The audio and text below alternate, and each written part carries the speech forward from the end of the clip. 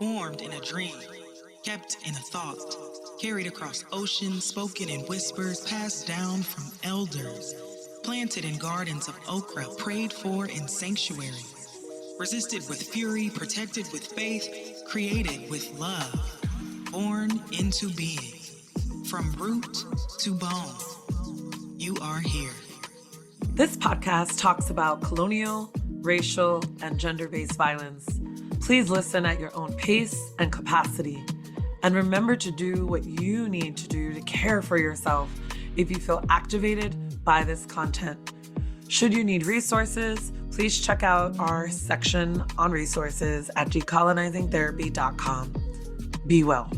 Greetings, my beautiful people. Welcome from Root to Bone podcast with myself and a bunch of other dope ass people that are teachers, elders, radically pulling shit at their root, and people that I just have like intellectual sapio crushes on that are just bringing in naturally an energy into this work and into this world. They're building the fabric of relationship. And so today I am deeply, deeply honored to bring in an individual that we've been sort of circling and weaving, as we've been saying, around one another for a minute, but whose words, whose presence, whose art, whose very political rev badass energy and politicized somatics energy just brings me a sense of whatever that is in this place and space and time, right? That feeling that, okay, I see you, and feeling and seeing this mirror.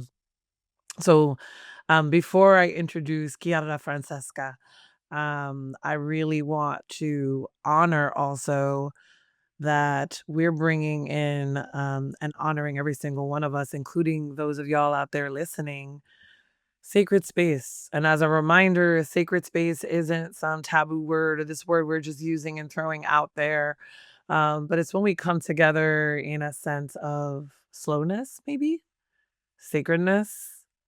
It can be sexy in a consensual, healthy way. And when I bring in the sacredness, I also invite in a sense of checking in with the body as much as we can. Yeah. And for some of us, myself included, being out of the body often feels more natural than it does to be fully in. And so slowing down will be a practice for me. And y'all will be on this journey with me. And many of our guests, as you see us, I don't want to just use the word titrate, but be in relationship to all energies and levels of our body and bodies and what that means and how that shows up for us and how that might change from minute to minute and moment to moment. So grab yourself something warm. We're cool, whatever feels good.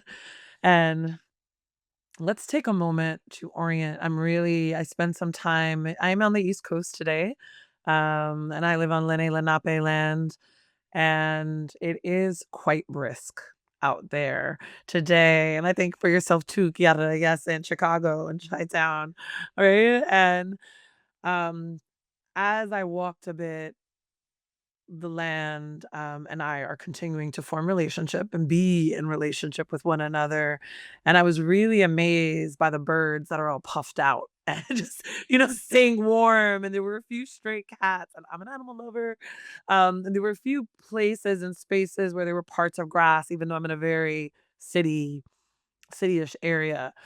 And the feeling and the energy was just deep fucking gratitude, like a deep, deep gratitude for being allowed to be here in this place and space and land.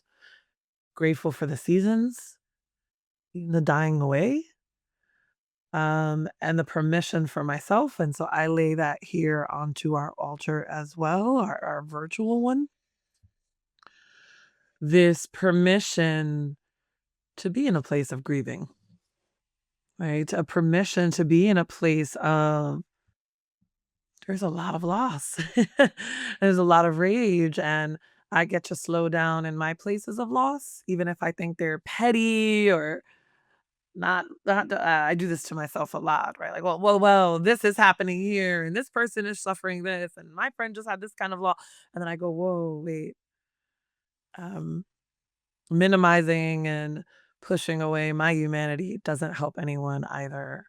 And so I'm inviting listeners and watchers, our guests, and myself to also bring in that permission and that allowance for us during these winter seasons, whether it's really cold or really warm or anything in between where you are, the permission during winter season um, to take space for that which is dying or has died, including aspects of our body, yeah, or functioning or relationship, or any of the sort. And so I am placing on this virtual altar also a book by Leah Lakshmi Pipenza Samarthina that I think is just, yeah, right? Right. Care work, dreaming disability justice. It's all crunchy because tea and my cat jumped off it and it's highlighted and um care work, if you haven't grabbed it already or spent time with it, please allow yourself to do so. It's a beautiful collection of essays, um but it really brings to life the realities of the disability justice movement and the body, I would like to say. And um, just one line. I just opened up to anything here. Crip emotional intelligence is understanding isolation deeply. We know what it's like to be really, really alone, to be forgotten about in the way where people just don't remember you've ever been out at meetings and parties in the social life of the world. How being isolated, being shunned, being cut off from the social world of community is terrifying because you know that it can literally kill you. And that being alone also does not always have to be killing. It can also be an oasis of quiet, of calm, low stimulation, and of rest. Um, yeah, I would like to place this here. And as someone living with some visible and invisible disability as well, I felt really deeply seen in this. So I'm placing this down right here. And before we dive in and talk to Chiara, I would like to read to you a few words that you've written. And I would like to invite you to just be with it. And then I will ask you afterwards, where were you, emotionally, physically, mentally while you were writing that? Anything else you want to share? Yeah. I'll read this. I'll introduce and then I'll say that. Okay. Um, so our capacity to love is deeply connected to our capacity to mourn. Mourning for the heartbreak of the world, being a place full of suffering and seemingly unending pain. Mourning for the shortcomings in myself and my fellow humans. Mourning for the disappointments and hurts experienced and witnessed. Mourning for both the small slights and the unforgivable harms of relationships, past and present. Unprocessed mourning can close our hearts to each other, and maybe most importantly, to ourself. Unprocessed grief turns into a hungry ghost. Pain, when unprocessed, festers and seethes, begging to be acknowledged and surfaced. When we squash pain down individually, collectively, and socially, it becomes ire, desire for revenge, and sometimes outright violence.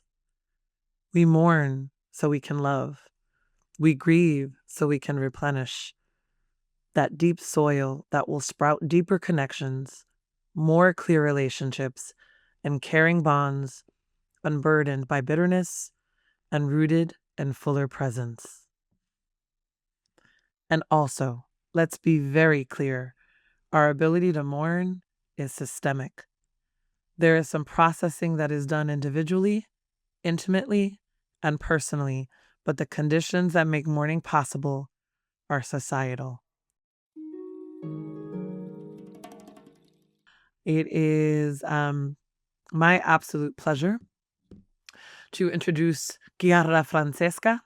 Originally from Italy and currently residing in Chicago, Chiara is a queer, disabled artist, writer, organizer, acupuncturist, immigrant, and former teen mother. They are committed to building collaborative spaces for community care and moving towards collective embodied liberation in and out of movements for justice. Chiara has been deeply involved in gender violence prevention, practicing healing justice, and creating politicized art for over 2 decades. They have written and spoken extensively about disability justice, politicized healing, and using art as a cultural tool for structural change. They're a politicized somatics practitioner in the lineage of generative somatics with a focus on generative conflict, childhood trauma recovery, and breaking multi-generational cycles of harm. In 2022, they published their first book, We Will Build a New Compass, Magic Moments of Seeding More Just Worlds. Their new illustrated chapbook, At the Edge of the Crater, is now available. It is, with no further ado, I know y'all are all waiting, that I welcome you to From Root to Bone, Chiara. Thank you and welcome, welcome, welcome. Wow, thank you so much. It's so humbling to be here. Um, and there's so much in what you said that is so um juicy that I am sitting with what to pick up. And I think I'm like humbled and really grateful for the parallels that are already surfacing. Um I went for a walk this morning in preparation for this, to the lake. And it was a little less cold than it has been. Um, and I've been in this practice of like just sitting and listening to the water. And actually what came from the water today was something about fear, um, which about like fear being a force that can tell us something about what we long for and what we desire. And that when fear drives our actions, it becomes a constriction. It kind of snaps life out. But when it becomes an ally or an accompaniment, it just shows us what is precious. Um, and I'm thinking about that as it relates to what you said about isolation and disability, and grief, and accompaniment. And I think I've been sitting with these shifts that I've had to go through in the past year about moving in life in a way that is less about avoiding pain and more about becoming bigger than it and making more space.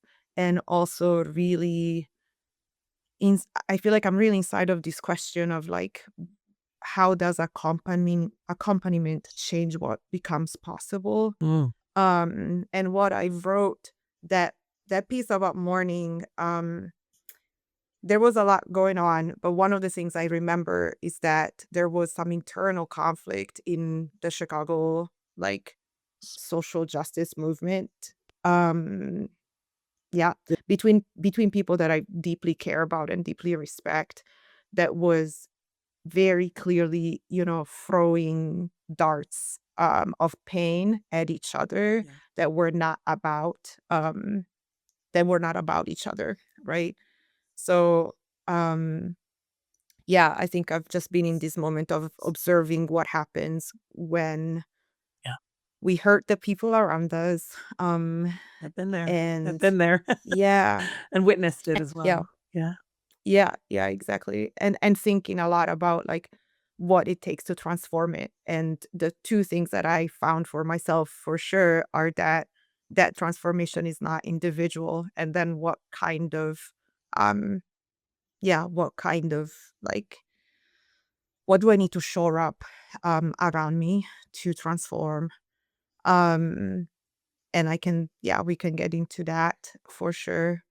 Yeah. Yeah. What would you like to place on our virtual on our virtual space? Yeah. So I picked up um a rock from the lake this morning. I'm gonna put it close it for people that cannot see. It is like a two-colored, Mm. um, I think some sort of quartz. I'm not sure. It is kind of a cream color and then a darker brown. And then I brought a satchel that I made with my friend Dory Midnight. And it has salt and a little bit of dirt from the place that we were when we made it, which is Massachusetts lands, and some dried herbs. And I've been carrying this around for this whole year. Um, and again, it really, even when I'm alone, it changes my sense of safety to have something that I've made with somebody I care about. And when I feel safer, then what is possible in terms of how I behave really, really expands. Going back full circle to fear, like in moments of fear and contraction, those are the times that I know I'm most likely to do harm. And coming back to safety internally, is what allows me, I think, to move towards like breaking cycles that I have been passed down. Yeah. That's beautiful. And Mm. as you're saying that, and I imagine people listening and watching, if they are and they want to and they can as well,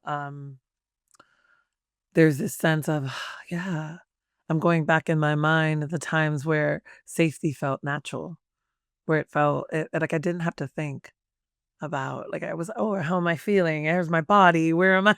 Where am I? Where I was in places or spaces, and usually so always fear is absent. So thank you for that.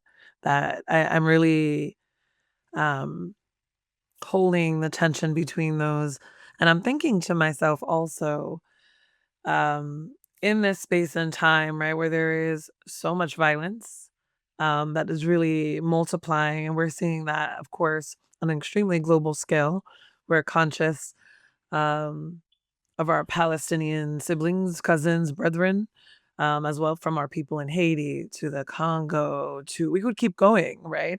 To Sudan, and I think of situations happening in and within my communities, as you were just mentioning, that feel really violent as well, right? Where there is still not clean running water, where folks still are not housed and it's like 20 degrees out, where there is still this sense of us and them. And um continuing to find the words and the conversation to people that seem oblivious in my life that I have cared for many years. you know, um, and trying to do this dance between letting people go or continuing to bring them in and sit with that tension as well. And I don't know, I want to place that there. I don't know if that's something that is occurring in your world as well. Yeah. Yeah. I was actually thinking about it in the walk this morning.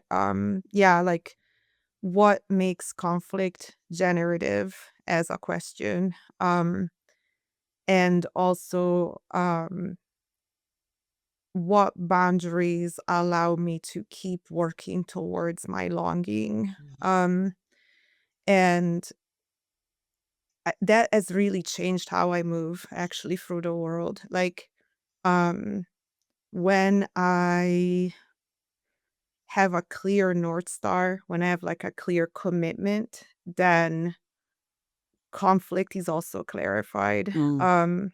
I mean, an example that I have with that, like I've had just in the past month, a connection with someone that was kind of part of movement that I care about. And also, it became clear that for me to keep moving towards my commitment, certain boundaries were needed. And yeah, and one thing about boundaries is that they often don't feel good to set, and that there's a lot of loss inside of that. Um, yeah, so again, I think sitting with the sense that moving towards a longing is not about minimizing pain. It's just about choosing which pain is most aligned Mm. with where we're trying to go. So in this case, setting a boundary with this person meant redrawing what connection with them meant, and it meant more distance, and it made me really sad, and there was a loss. And part of my ability to set that boundary was also being able to sit with that loss and mourn it. Again, the mourning piece. And also trust that um as we set boundaries that serve our longings, we are creating more space for everyone to transform as well. Yeah. Um, I think as a parent, I've also had to learn that in many ways, mm, that letting people meet their needs makes more space for me to meet my needs, Mm. and it's not a zero-sum game. Um, and I've thought a lot about that in terms of my upbringing in a culture that is very collective, that is very gendered in a way that teaches people assigned female at birth to take on other people's shit. Yeah. And then makes like what is mine and what is yours very, very confusing. And it actually makes it so that needs are less likely to be met when we are enmeshed in that way. Um, and it's new for me to like experiment with the sense of like possibility and abundance that like if somebody I care about is meeting their needs, it's not actually taking away from me. It's Mm. creating more space for both of us to meet those needs. And then I think about it in kind of a systemic like movement ways, right? And how many times we move from it like if that group gets XYZ, it means that our group is not gonna get XYZ, right? Especially how it's set up in racial capital with like funding and grants and all that stuff. And yeah, what does it mean like in the body to feel like people that are aligned with us meeting their needs just means more for all of us, you know? Yes. Yeah. Yes. Yeah, so much of what you're I there's so much, there's so much. I'm like, "I wanna go here, I wanna go there." Well, I'm wondering if the 2 can come together, so I'm gonna place both of Mhm. these seemingly yet not separate. Let's do it. Because I don't know why it keeps coming together for me in this, like, pulsating energy, and so there's this energy here on the left hand, it wants to say, you know, who were you growing up? Right? Like, it's simply Mm, like, what was it? Where did you grow up? Who were you growing up? Is that who do you bring parts of them with you now? Are you still there? And we kept talking about boundaries and making space and room and there being enough space for that generative conflict. Right. I think what kept coming up was like that generative somatics and then politicized somatics. And somehow I wonder if you can tell mm. us a little bit about you, little you, and Yeah. what is for folks that may not Mm, know and that are like, "Oh, wait, mm, I've heard of somatics, but what is politicized mm, or generative?" Like, mm, so I'm wondering if you can give mm, us a little taste of what that is and how you got there. mm. Yeah. Wow. Thanks for bringing it together so beautifully. Yeah. I think the way it comes together for me in my head right now is that growing up for me necessitated learning not to feel in my body. Yeah. And then a lot of my life has been learning to come back to the body, and also that I got really good at story. Like I got really good at talking about um shit that happened in my childhood without feeling it, Mm. right? Yeah. And I was actually talking to a comrade, and this was like a year ago, and they were like, what do you mean you're suppressing shit? You like wrote a book about your childhood, like, you know? And it actually came together for me in that moment that like telling the story did not mean I felt it at all. Uh, which I didn't. I need a moment. I need a moment. Excuse me. Oh my God. Yes. Um, Yes. and actually that telling the story was a way to externalize it so I didn't have to feel it, right? It was like that story's out here. It didn't happen to this body.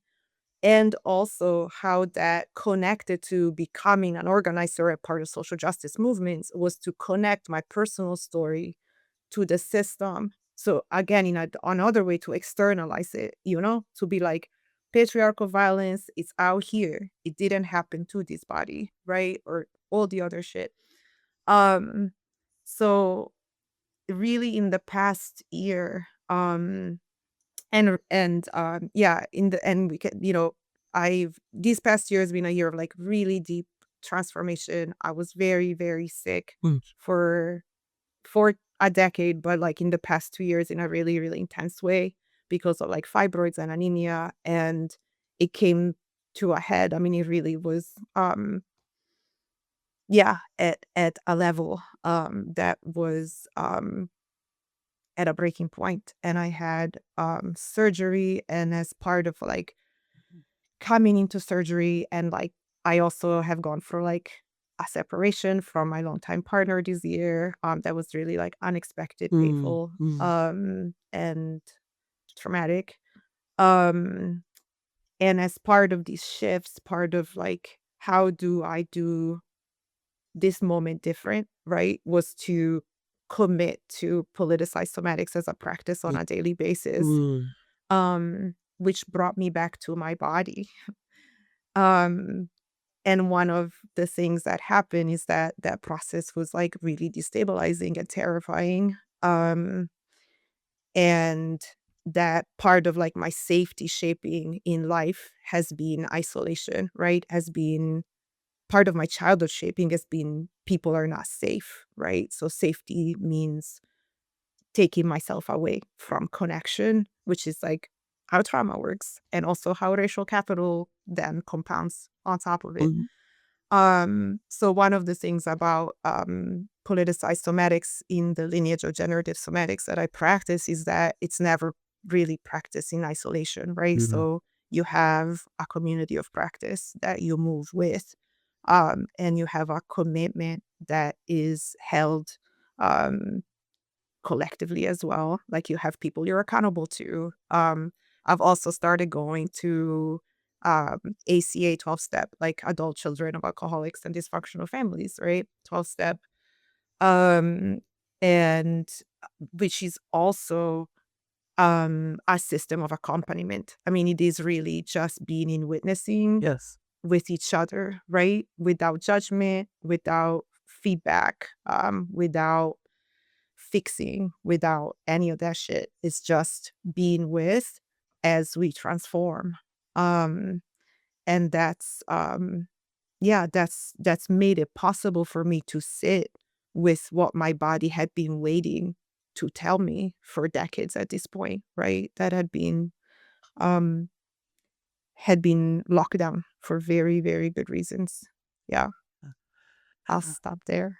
I just want to say like how fucking beautiful, like, you know, Mm, in a mm, um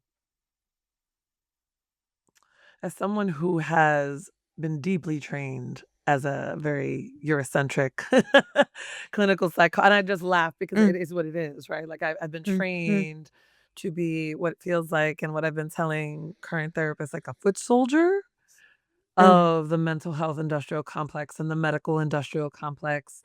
Um, we do a good job of talking about, we don't use the word accompaniment, right? But we do a good job of talking about like holding space and being there and, what that looks like. But it is, in my loving, humble opinion, usually, not always, but completely devoid of the humanity present, right? I just like the humanity present and my own humanity as individual that likely has a history, right, of being disembodied in some way, shape, and form, and traumatized and all that goes with that, and the ask to consistently be neutral, right? That's like forced neutrality, consistent. And sometimes there's space for that to just listen and to hold. Of course, there's space for that in friendship, therapeutic relationship and politicized, right? There's space, right? As you were saying, to just to be with. But oftentimes I find it so deeply violent to not include also that of us providing some of the space holding and the care and asking us to like just be this neutralized kind of foot Mhm. soldier being that doesn't bring. Mhm. And as we're talking about the various ways of support and this word accompaniment. I felt like a like needing more of that, not in an exploited, extractive. Let's use the word all the time, but more in this Mhm. like, yeah, I want more of that in my life. Mhm. Like, and what does that look like? And Mhm. um, yeah, what does that look like? What has that look like for you? Yeah. I mean, as you're talking, I feel like I can really feel this piece about like interrogating power missing, right? And yeah, I mean, I've practiced as a community acupuncturist for some years. And again, even inside of trying to create like a horizontal relationship with people, um, the setup of like somebody comes in with a hurt, right? And even even if I'm not trying to be an authority, even if I'm like trying to be in relationship with them, we are not equal. Yeah. And that's often not acknowledged, first of all. And in a lot of like yeah, healing, the kind of mainstream racial capital setup is that there's a person who knows and there's a person who is there to receive that knowing. Yeah. So accompaniment to me is coming in equal inside of difference, right? So it's like not flattening any of the specificity of our experience of our life, of our knowing, and also really having a clear sense in a body way of what is self and what is other so that I can be present for you without trying to change you, without trying to think that I know better than you do about your own experience, right? So yeah, I mean, I've been curious about what that feels like in my body in a different way, right? And having had like a long history of medical industrial complex interactions with disability, um, I've been kind of sitting with like, what does it feel like when I go to the doctor, right, in my body? And it feels like a shrinking, like it feels like I get small. It feels like my skin gets harder, right? Like I'm like bracing for harm. Mm. It feels like my agency leaves my body. Like I no longer know what's best and I am um capitulating. I don't know what the word is. Like I am surrendering choice to this other person that behaves as if they know best and actually will come towards me with hostility if I question him, right? Um, and then I've also had the experience on the other end of going s- to seek healing towards somebody and really feeling like I am trying to put my burdens on them, right? Like I'm Mhm. trying to be like, here's all my shit. Tell me how to fix it. Mm. Mhm, mhm. And an accompaniment, it feels like I can feel the ground under my feet. I can feel my center, like I can feel my belly, I can like feel my heartbeat. I can feel that I am me in my body And also there is other humans in the room or talking to, right? And we just get to witness each other. Like we are there to um the image that comes to mind, it's like somebody kind of holding a basket. And this basket is in the center and we're holding it together.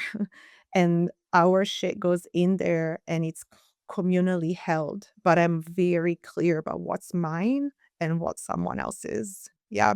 And we can create connection. Like I can relate to parts of your story that feel really familiar to me, but I also know they're not my story. Yeah.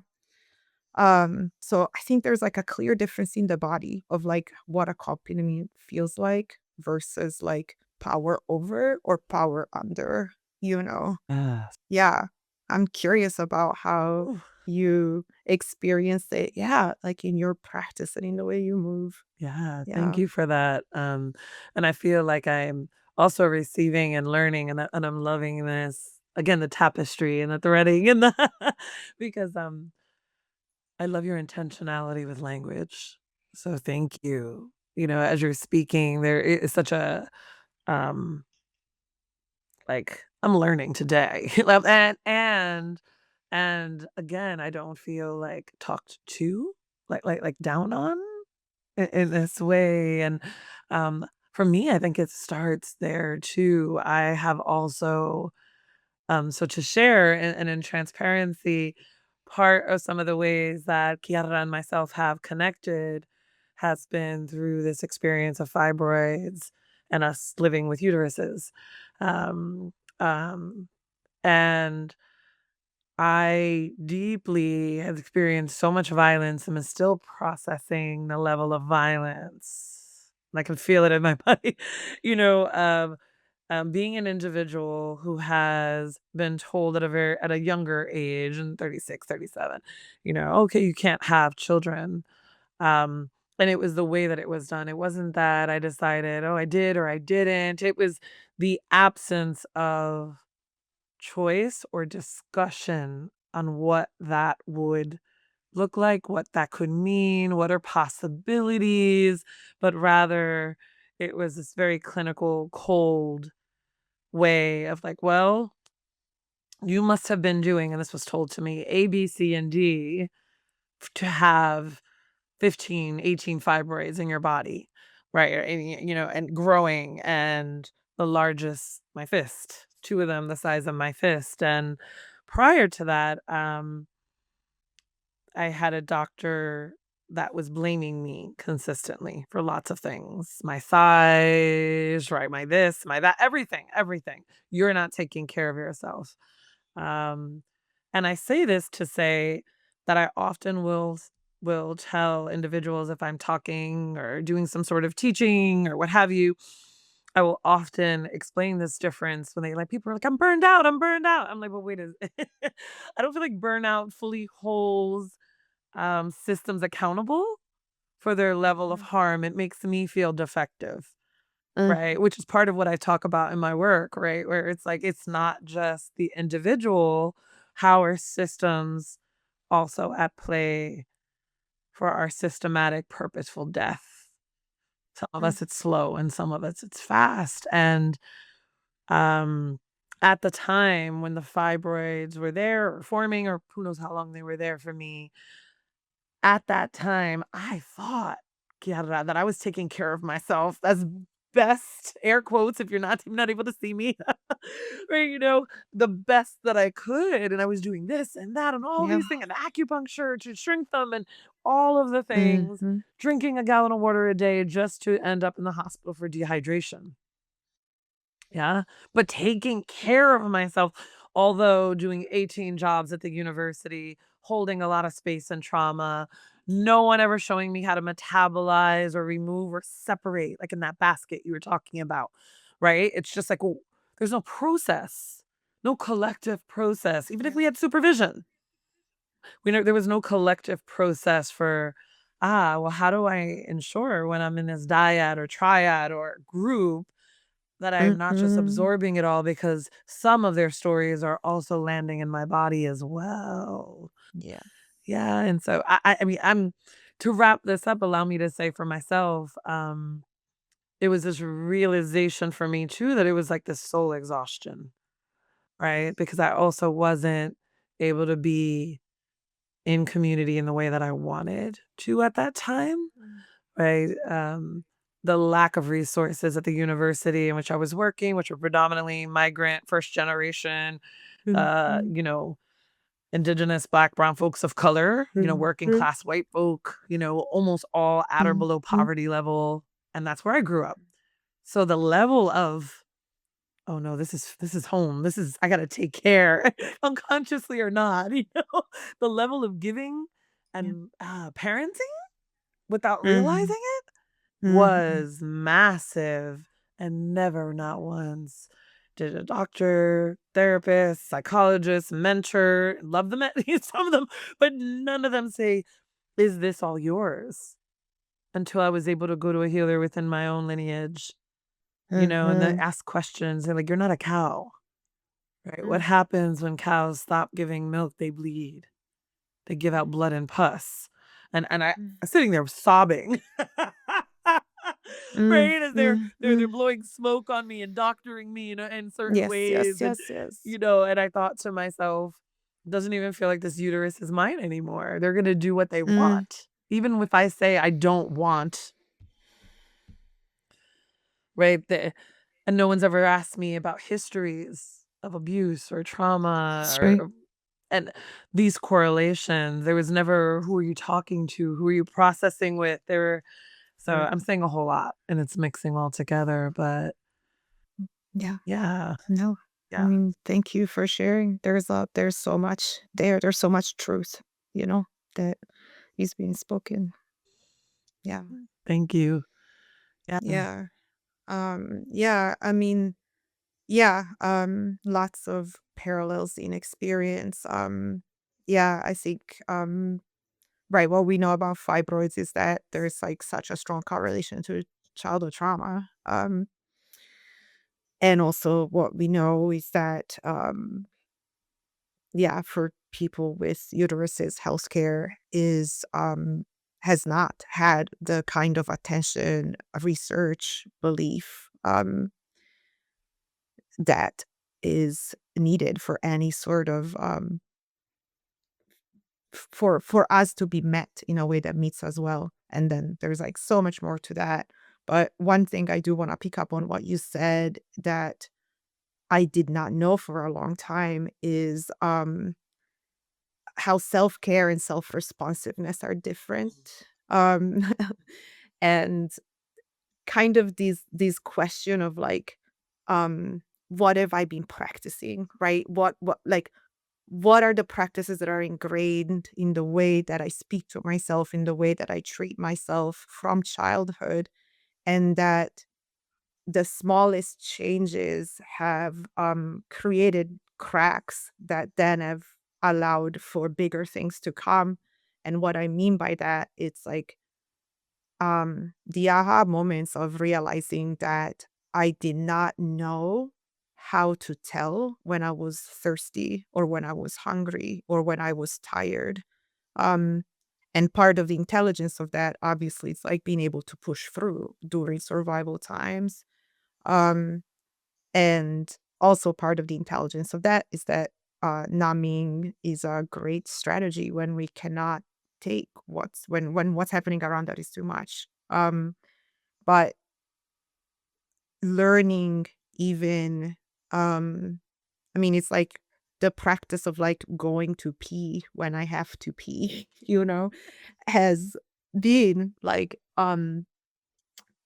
really transformative. And then not just to do it, to be like, I'm thirsty, I'm gonna drink water, but actually meet the resistance, meet the self-hatred, the self-loathing that did not want me to drink water when I needed water, Mm. right?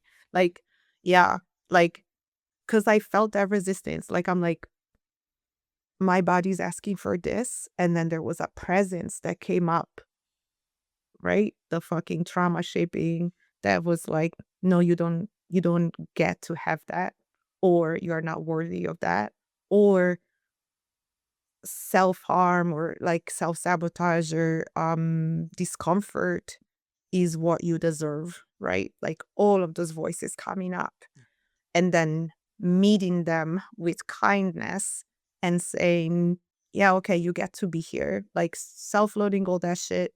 I'm actually not gonna squash you down. Like, I get why you're here. Cool. Like, you stay on my left. I'm gonna get this glass of water on my right and take a sip and see how that feels.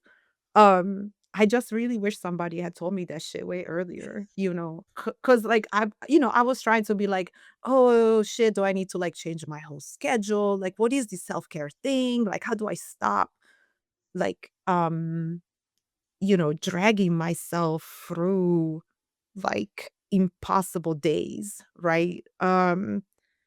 And finding out that the starting point of that was, like, so much smaller than I expected, was really humbling. Also frustrating because 'cause I'm like, "Fuck, I wish somebody, like, had sat me down and, just be like, 'Yeah, drink water when you're thirsty,' or start there and see what happens," you know? Yeah, and also it made him way less daunting, right? Because it's like, yeah, maybe I still have to, like, work 3 jobs or sleep 6 hours, whatever, for now, knowing that I want that to change, and also I'm gonna meet my own body in a different way when I can, you know?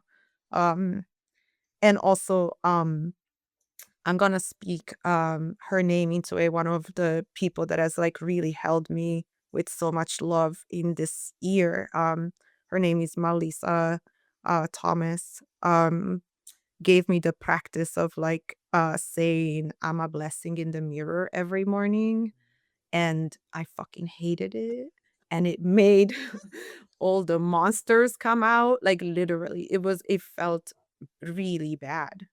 Still kind of feels really bad, Mm. like, to do it twice a day.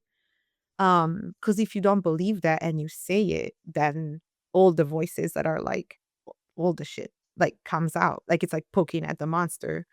Um but, yeah, getting into a practice of doing that and just noticing what shifts, and also noticing who the monsters are when they come up, and, like, how can I hold space for them as well, you know? Yeah.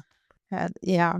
Yeah, that's beautiful, and thank them for that practice. Yeah, that's beautiful for Yes. anyone else that is listening that's like, "Yeah, yeah," because, damn, those monsters, Mhm. yeah, can be really loud, and right, and for some of us, for myself and people that I have worked with and held space with and loved on, and, Yes. sometimes those monsters feel like the only voice, and it's like trying to swim Yes. through a lot of Mhm. foggy, mucky energy in order to locate that, um, and as you're talking, it's, like, bringing me back to this kind of image of the uterus again, Mhm. and it Mhm. makes me wonder, how much not being able to or learning how, I don't even know what the right prefacing words are, but something around,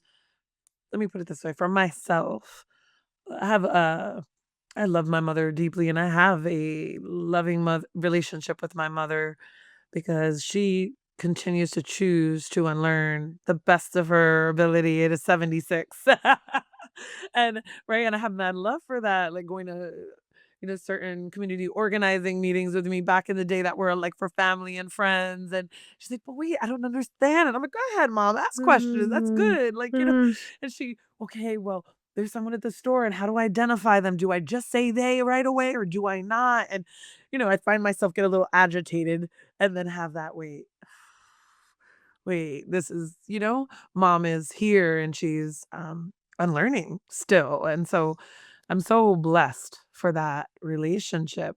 And one of the things that she and I talk about are these ways in which, how I perceived as a child, mom continued to place herself last, and Mhm. how not placing any of her needs as even a need, or a boundary, or I didn't even feel it in body. There was nothing. It was I could mesh or take or do whatever I wanted in any energetic manner, and so could brother or dad or other people, depending on who they were in our vicinity, and that boundaries and limits were only really truly set when there was like distinct, obvious, and in mom's world, physical harm. Yeah, yeah. That the emotional Mhm. and mental or verbal was like allowed in the home Mhm. consistently. Mhm. And so this is a hard conversation. I say hard because I want to also protect my mom, maybe at this stage in the game. And I'm in my mid 40s, mom is in mid 70s, and I can't be ungrateful. However, I Mm, believe that the conversation allows for me to see my mother as mother and as full mhm. person too. That's right. And so I bring this up in relationship to uterus because, well, I was hatched out of, but also, um, mother had the experience, my mom had the experience of having that removed, and it wasn't they didn't talk to her about it. They let her out the same day. She barely told me about it. Although, yeah, tomorrow I'm going in because she currently lives in another state. And I went, wait, we didn't do any ceremony. You didn't do any, wait. Mm, I had all this mm, like anxiety come up, and I'm like, okay, this is her body, not my body. But, feeling this mhm, need to um protect.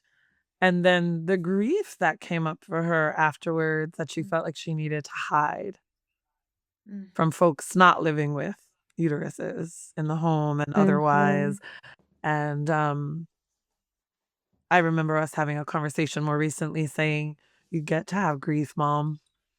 You get mhm, to be, but I don't want to be sad. I don't. She's very cutesy, and mhm, I don't need to be mhm, sad.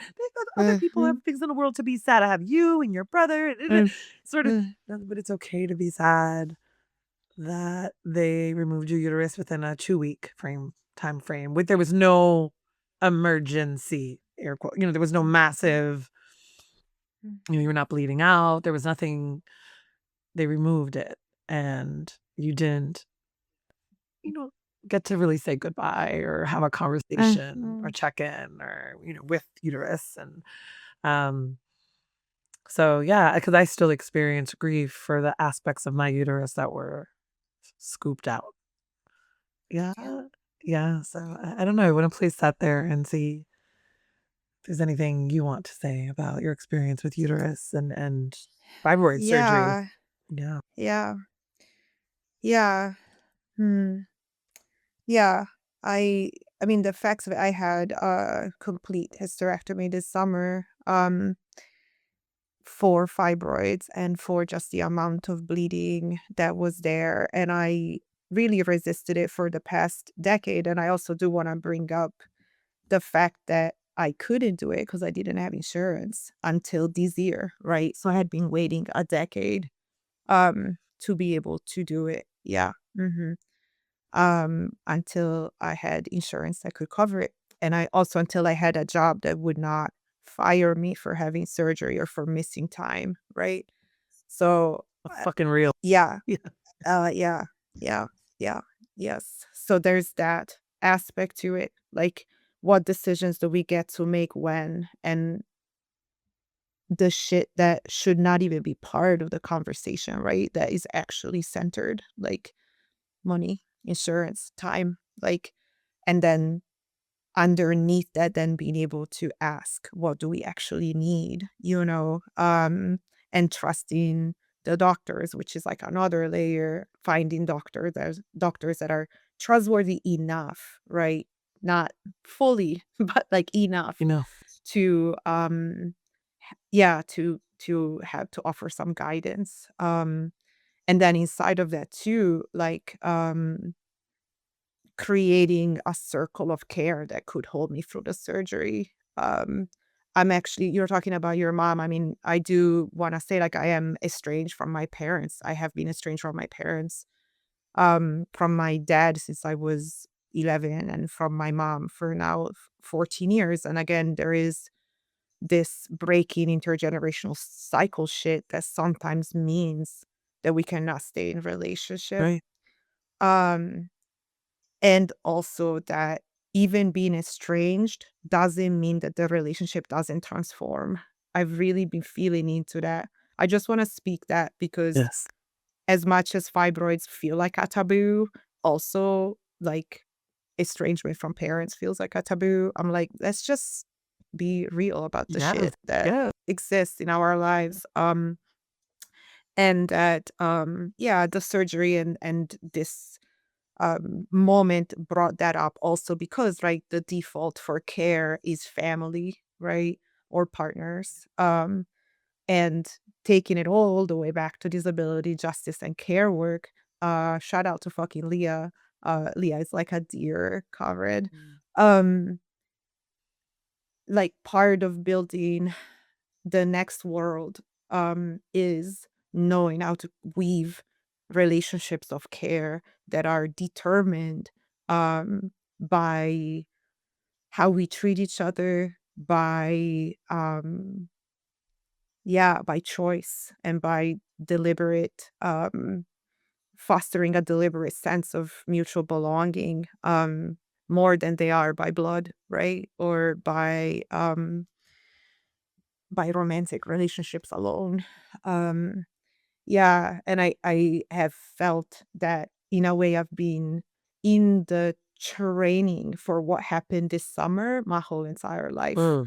And that movement taught me how to create relationships of care outside of blood family, outside of romantic relationship.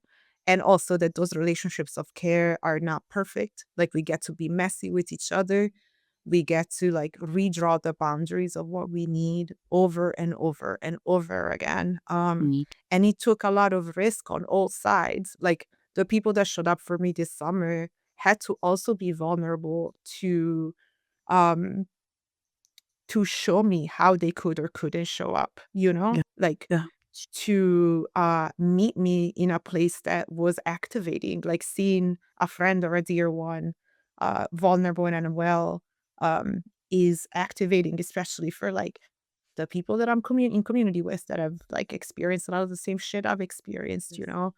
um so what became true is that the circle of care became more reciprocal than I had expected. Mm. Like it really felt like we were weaving something together. Like it Mm. was not part of my resistance was this fear to ask for help that I was like taking from community, right?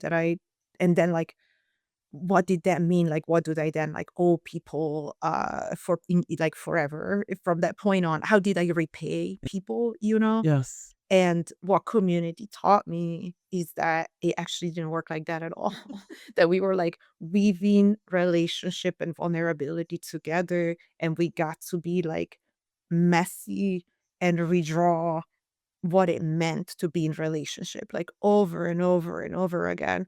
And also that what happened changed us. Like, I am in a different relationship now with the people that were part of my care pod Yeah. than I was in July in ways that are not what I expected, right? Like in all of the ways where like yeah, the boundaries got redrawn.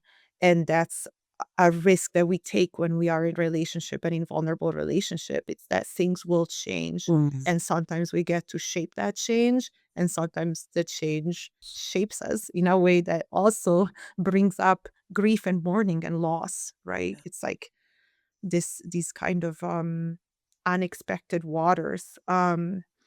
And yeah, so thinking about the surgery, it's like just so much bigger than it, right? Like it affected community and place, it affected like multi-generational shit, Yes. and it affects my kids going forward as well, that saw um that were witnessing um how I was held, and also witnessed the real shitty parts of everything that was like surrounding that moment as well. And also I felt like I wanted to be in a lot of choice about how I have two twins that are in their 20s, I was a teen parent, how how I got to choose different in that moment of vulnerability than my parents have had to do. Like, my parents were not able to be parents or to Mm. have, um, boundaries that were not completely overwhelming me and my brother. Like, they needed in a way that was inappropriate to a parent, right? Mhm. Um in a way that did a lot of harm. And yeah, I think I hope that I was more choiceful in how I moved with my kids throughout this like portal that we all just went through this summer with the surgery. Um, and the choice that we made was actually that they would be like in a different uh geographical location than I, and then come to see me after I was recovered, like a month after surgery.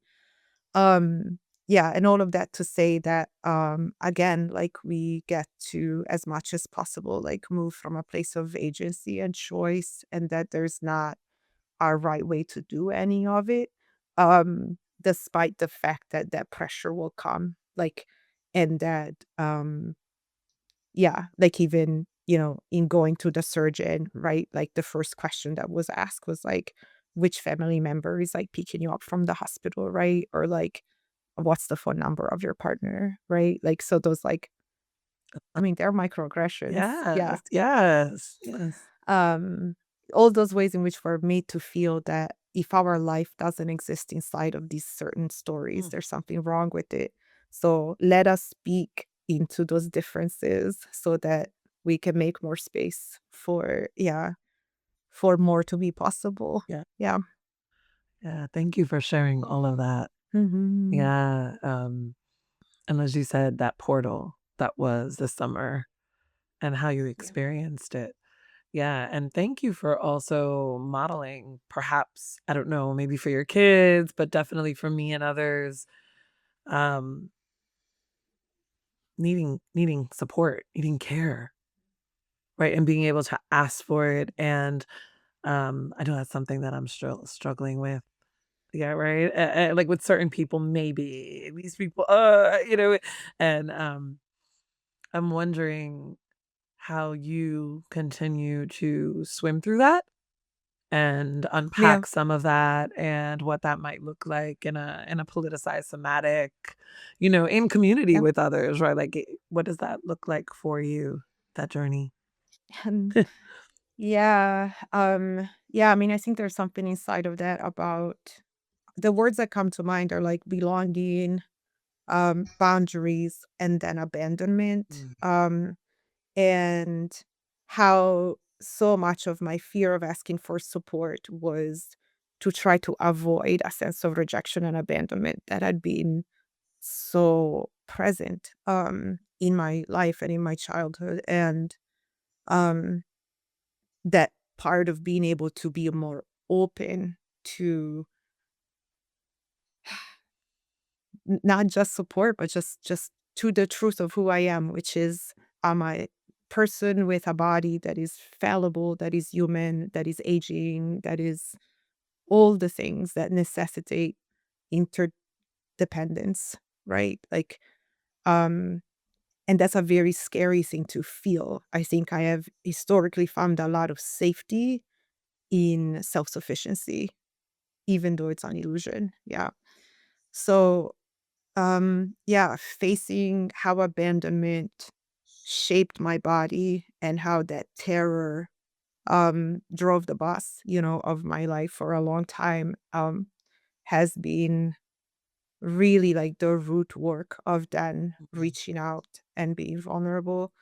Um and I will say that, confronting abandonment, it's like confronting, I think at a base level, like a fear of death, because isolation and abandonment to our bodies, I think, that are primed for connection, feel like a life or death like threat situation.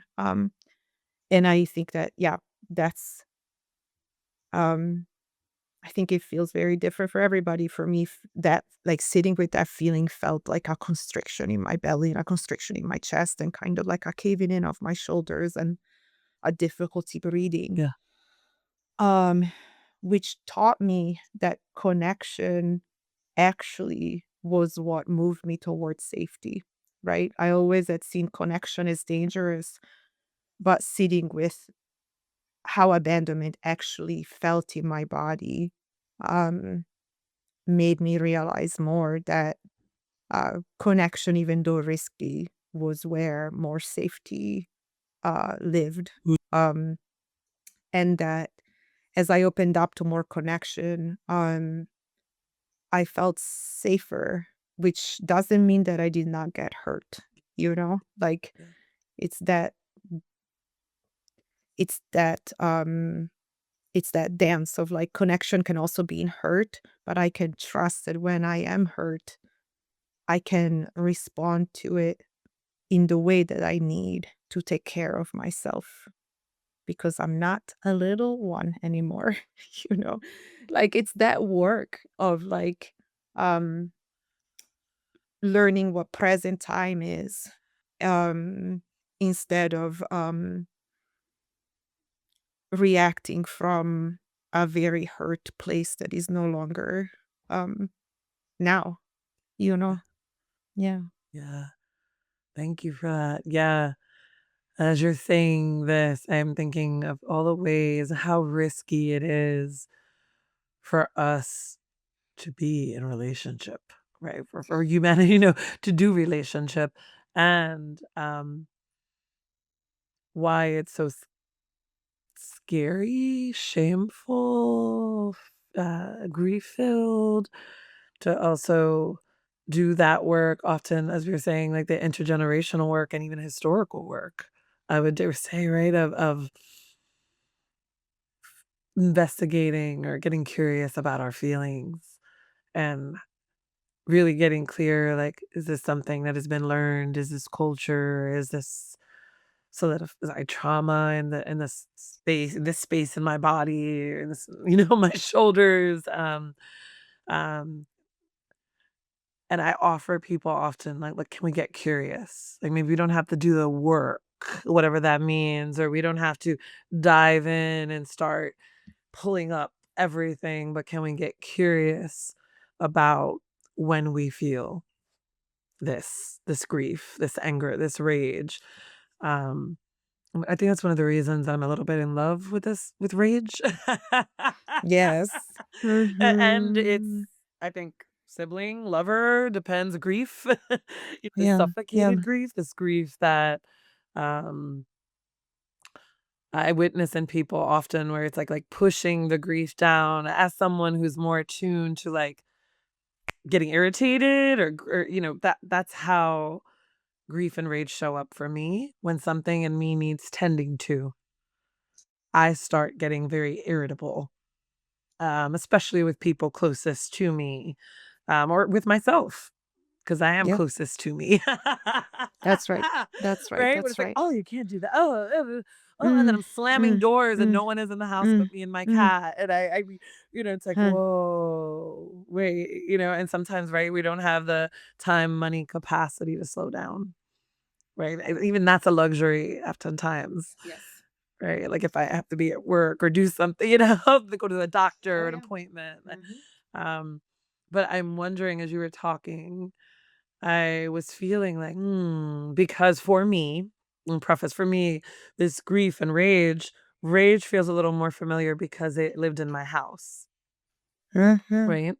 And so it came to become, at first, something that I thought was good because it was rewarded by a parent, right? It was rewarded by my father, like, yeah, go F them up, go do that, go, yeah, let it Mhm. out, right? Like, this is how survival felt growing up, but Mhm. inside, there was this overwhelming sense, and still is often for me, to just wanna be held Yes. by safe Mm. by certain, but then it's like, by who?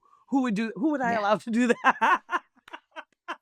Right? There's this child still very much in me that I tend to, Su that deeply wants to just get on the floor of the couch, my bed, and just grieve and not turn over and look at the phone or the watch or the clock or respond, and just let myself feel it. And I've heard myself say, and people that I have served in communities I've served and worked with, I'm afraid I'll never get up, or I'm afraid I'll never get out and claw myself out of that grief. And so building this curious collaborative relationship with these emotions and with people in my life while I'm unpacking these emotions. And I know I'm not alone in this. I'm just using I statements for myself. Um, there also came this curiosity around shame, like of needing, of Mhm. wanting, and wanting that in partnership, wanting that in best friendship, wanting that Mm, in, in my very tiny dope ass team. We say we're small but mighty. There we have just spent we had a end of the year wrap up. I'm doing air mm, quotes right now, but really the three of us spent crying, laughing, sharing. yes. This is what's been going on the past 2 months. I'm terrified about this. I'm barely Mm, making ends meet here. Okay, so how do we need to? And then at the end, I found myself apologizing because we weren't, air quotes, on track. Right? And they were like, "Jen, please, you teach us not to be on track." mm, Like, this is the work, right? Like, seeing each other is the work, but there was a shame that met me. mm, Oh, shit. Am I mm, supposed to be mm, this mm, leader that, mm, you know, mm, checks mm, off? And I know I don't want to be that. mm, But I just say mhm, that to say, shame, man. Shame, mm, shame, I feel mm, like mm, really, mm. really shows up in these spaces of togetherness and accompaniment for me. And I'm wondering if it shadows you as well. Wow. There's so much there. Thank you for sharing that, first of all. Yeah, just the reality of like mm, who comes up to um yeah, to badger you, as you move through um holding so much. And yeah, as you're talking, what came up for me immediately, it's kind of these knowing that like whatever it is, the grief, the shame, all the historical shit, the trauma, like cannot be held in one body. Like um like the feelings will always become and be too big for my body, and I had to kind of learn what surrendering means, not in a way of giving out agency, but really like when does the relationship to spirit come in, where I remember that I'm very small. Um, Not again in like a scrunched up way, but in a way that whatever is coming up doesn't need to be held in this boundary of my skin alone, and that um connecting to life as it's bigger than my life, immediately releases that sense of constriction, that sense of this is too much, Yeah. Like when I start feeling that too muchness, Yeah. then then it feels like that's an invitation for me to let go, actually. And to remember that there's ground under my feet, there's air around my hands, there is oxygen that I'm breathing in, there is, bodies of water that I can go to remember my size. I had these moments this week where I went to the lake, Lake Michigan, and it looks like a sea. It's huge, and I was like, what if my pain is this big? Mm. Like, um what if for a moment I let myself extend this grief as big as the eye can see into the water? Um, and it felt like, yeah, this is the right size. Like this lake that I cannot see the ends of feels like the right size for this grief right now. But then what happened is that immediately I didn't have to hold the doll in my chest, you know? I was like, "Holy fuck. Like, thank you, like, for being here and, like, being this big." Yeah, that I can extend this grief, like, as big as the as I can imagine, as the eye can see, and that allows me to, like, breathe a little easier for a moment.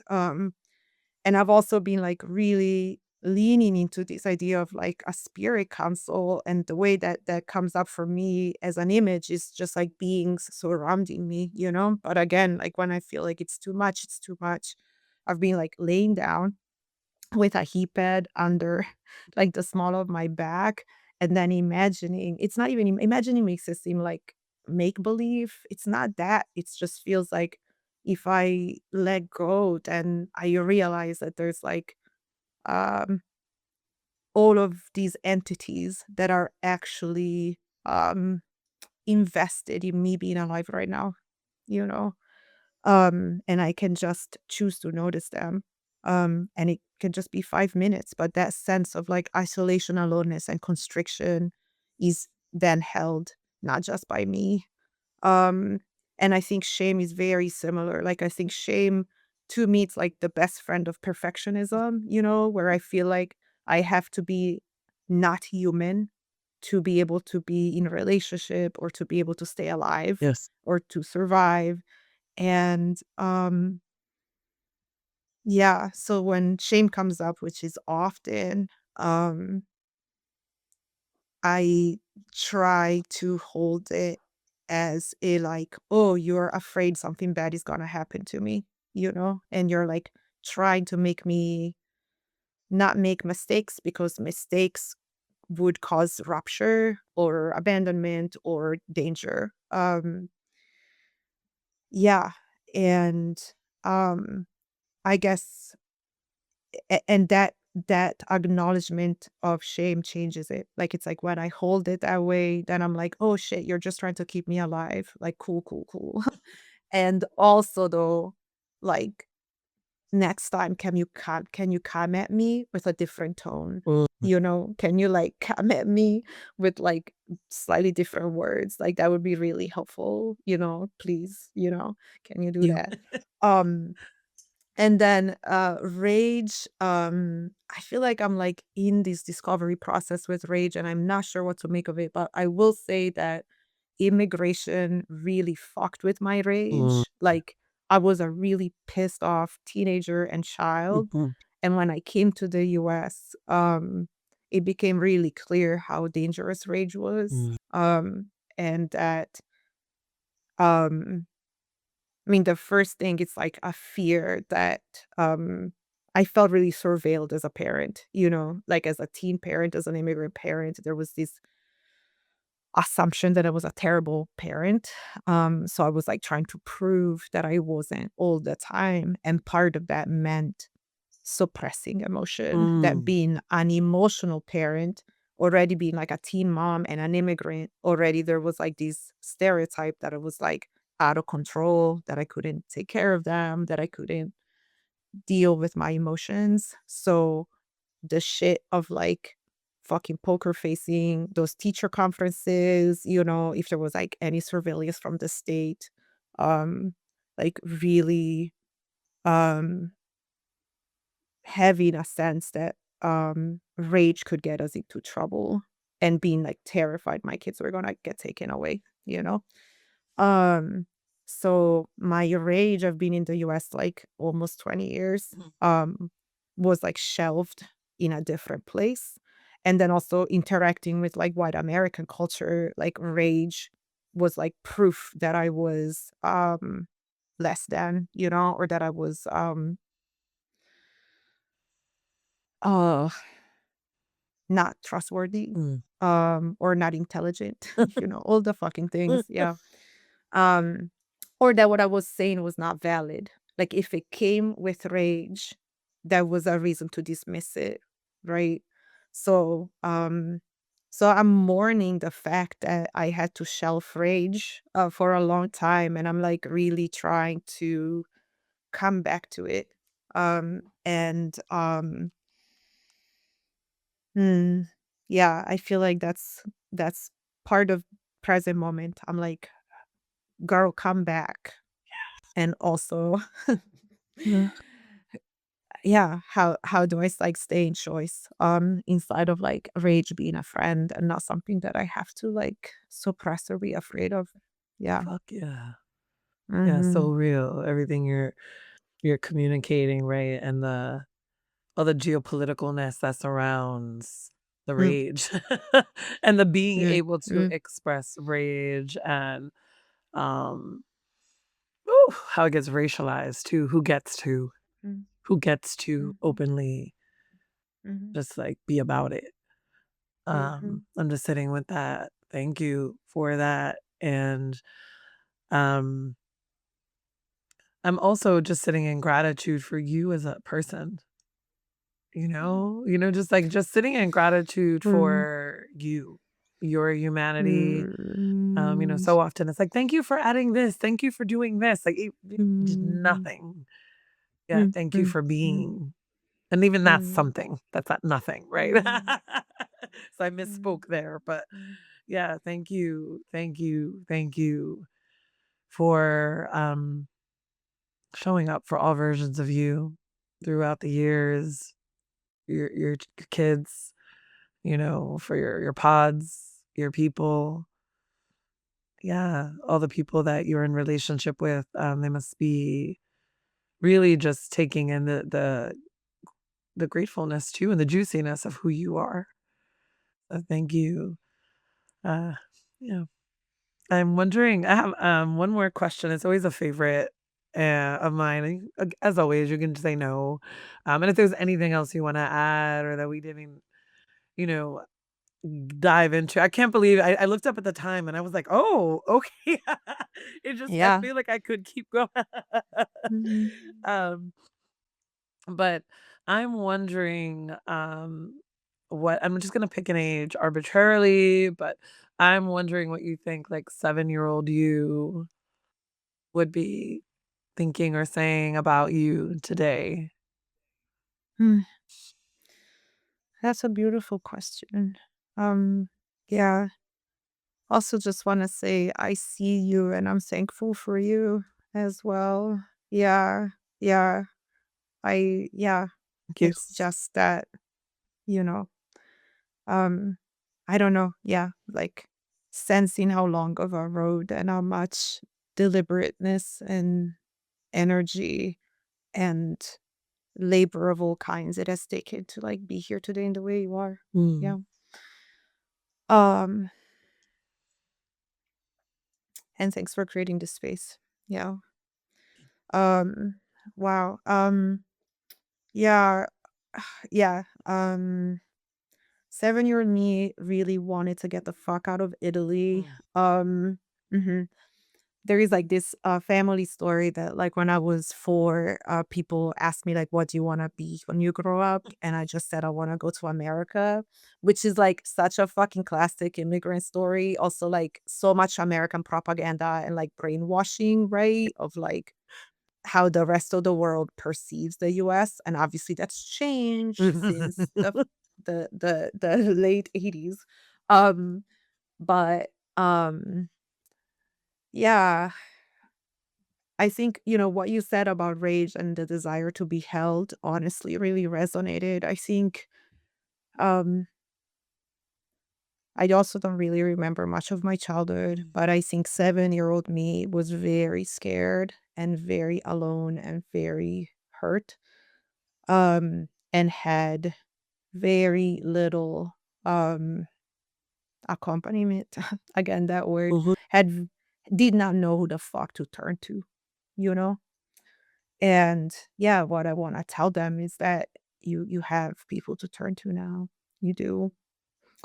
Um, and you have a relationship with yourself that is more loving, um than it was. Um, and we get to time travel Mm. and keep exchanging um, love and care, like backwards and forward. Yeah.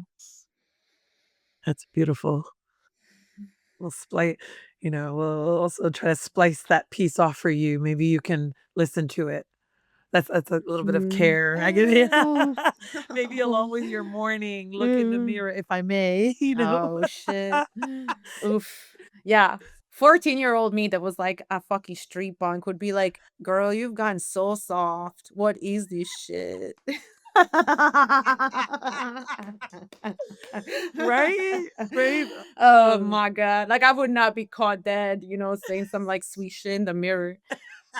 So yeah, here we go. Yeah. what did 14-year-old you love to listen to? What was your Oh rocking out man. to? Yeah, I mean I listened to punk. I was really shaped. I mean, like Rage Against the Yeah. Machine. Yeah, the bands like Bikini Kill and Whole, like the whole like Yes! um Courtney Love, uh-huh. yes. Yeah, yeah, dude. Fucking Courtney Love saved my life. I'm just gonna fucking say it right here. Courtney, you fucking saved my life. Seriously, it was like in patriarchal Italy in the late Mm, 90s, somebody that talked about family mm, violence, like, um, yeah, like transforming harm into community love and community care at a basic level. That's how I understood punk. It's like we fucking take care of each other and we use the pain to change the world, you know? And to, like, take down racial capital. fuck Yeah, that yeah. really shaped me. That really shaped me. Yeah. Mhm. Yes. Hmm. Mhm. Thank you. Thank you. Thank you. Um, Mm. remember, I'm like, "Okay, this is the podcast, right?" My brain is like, That's right. "Right, yeah, okay." I'm wondering, how would you like if people if they're like, "Oh, shit, I gotta connect with Mm. them," or, "How can Oh my I god. work with them?" Or, "What are Oh. you doing? Are there ways that folks can do this best?" And, Mm. yeah, how can they love on you Oh and god. respectfully, consensually care for you? Oh god. Yeah, this part I'm fucking terrible at. Me too. Yeah. Um I don't know. I mean, what comes up, it's like the things I really care about.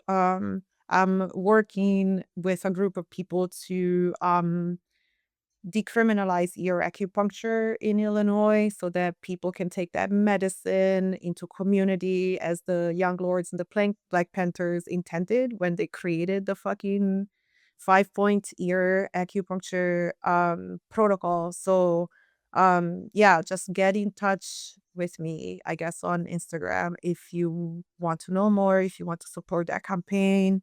Yeah, putting medicine back into the hands of the people, and then I'm also organizing with 2 other people to create a politicized somatics container to, create more politicized somatics practitioners in queer, trans,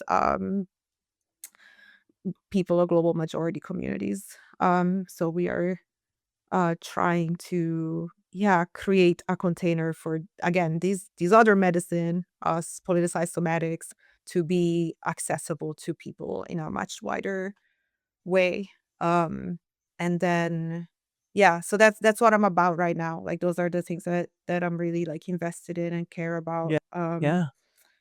And yeah, Yeah, I love that. I don't know. I love that. Yeah. How can they buy your art? I think you are such an artist as well, Oh let me just God. say.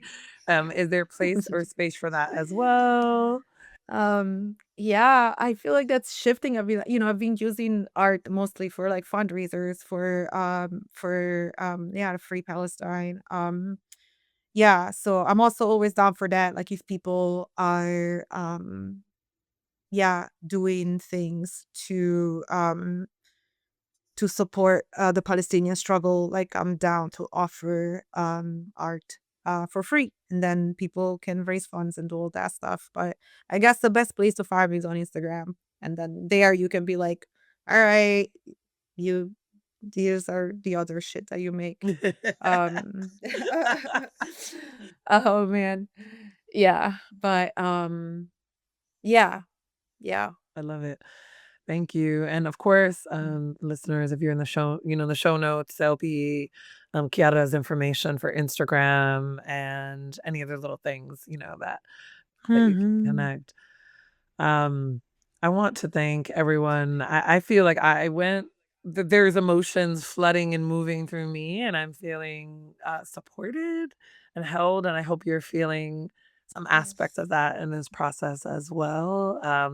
And if you're listening out there, please take care of yourself today, whatever that looks like for you. Throw on some punk, rock out to Mm. some whole Dying Is My Song or anything Yes. else that is your jam.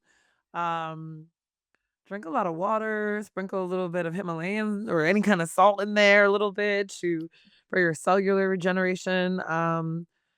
Pull a card, scream in the mirror, pound some pillows in a healthy way. I always tell people put a fitted sheet around, if you can, your like couch pillows.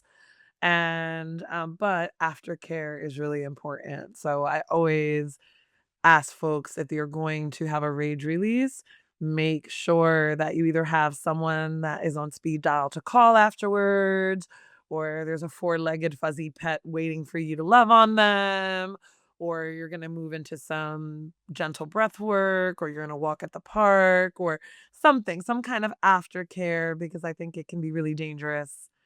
Mind, body, and spirit, nervous system, you name it, to just rage out without having that post-care plan for your Mhm. system. So thank you everyone for being here. Thank you, Chiara, so much. Thank you, thank you, thank you for all Mhm. of the ways Thank that you you. walk in this world, all the Mm. knowledge that you put down and spit, and all the ways that you're continuing to be in relationship with your body and your intergenerational material, and how it continues to, believe it or not, bless and educate, re-educate the masses. Thank you. So we'll never again be in this place, at this space, Mm. at this time Mm. Mm. with these listeners, these people, you and I here. So I am so humbly grateful. Thank you, thank you, thank you for being here. Thank you. Yeah, you rock. You fucking rock. From Root to Bone is a podcast from Decolonizing Therapy. It is hosted by me, Dr. Jenn Mullen. Our producer is Tribble at Ash Tribble Incorporated. Original music by Laura Burke and cover art by Madre Shell. Don't forget to find us on Instagram at Decolonizing Therapy and subscribe to our YouTube channel, Decolonizing Therapy, for the full video version of each episode. If you enjoyed this episode, please share it with your people and leave us a 5-star rating wherever you listen to podcasts. That helps people find us. For more info about Decolonizing Therapy, visit our website, www.decolonizingtherapy.com. Be well.